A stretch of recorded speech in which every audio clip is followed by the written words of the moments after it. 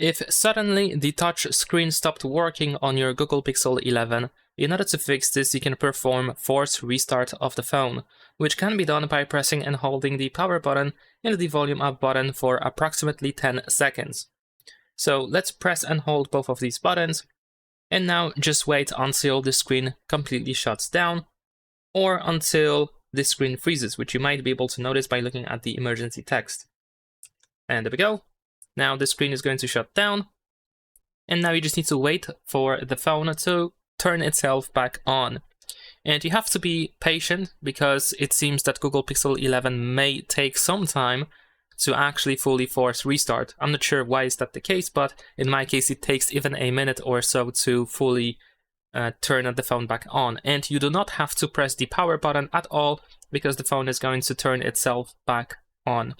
So just patiently wait, let it do itself the thing, and you should be able to use the touchscreen again. Leave a like and subscribe.